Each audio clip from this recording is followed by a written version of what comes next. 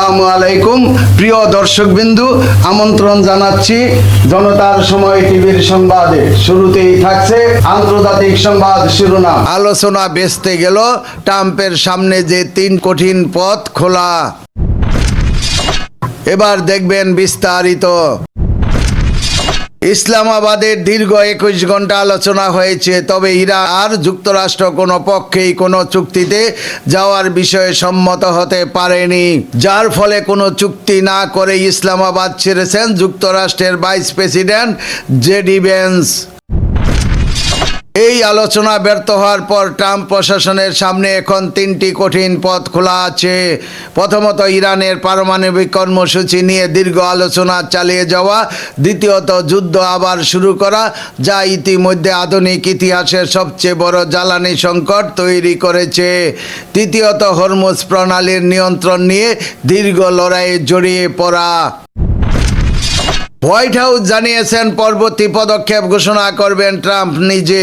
তিনি সাপ্তাহিক ছুটিতে ফ্লোরিডায় গেছেন। ভ্যান্স সাংবাদিকদের বলেছেন, আমরা আমাদের রেড লাইন স্পষ্ট করে দিয়েছি, কোনো বিষয়ে ছাড় দিতে রাজি আছি সেটাও বলেছি, তারা আমাদের শর্ত মানতে রাজি হয়নি। বিশেষ দূত স্টিভ উইটকফের ভাষায় ইরানের উচিত সহজভাবে আত্মসমর্পণ করা, কিন্তু অতীতের অভিজ্ঞতা বলেছে ভিন্ন কথা। ওবামা আমলে তেহরান ও ওয়াশিংটনের মধ্যে শেষ বড় চুক্তি হতে 2 বছর লেগেছিল। সেই চুক্তিতেও ইরানকে অল্প পরিমাণ পারমাণবিক মজুদ রাখার সুযোগ দেওয়া হয়েছিল। মূল সমস্যা হলো ইউরেনিয়াম সমৃদ্ধকরণ। ইরান বলেছে পারমাণবিক অস্ত্র বিস্তার রোধ চুক্তির স্বাক্ষরকারী হিসাবে নিজের মাটিতে ইউরেনিয়াম সমৃদ্ধ করা তাদের অধিকার।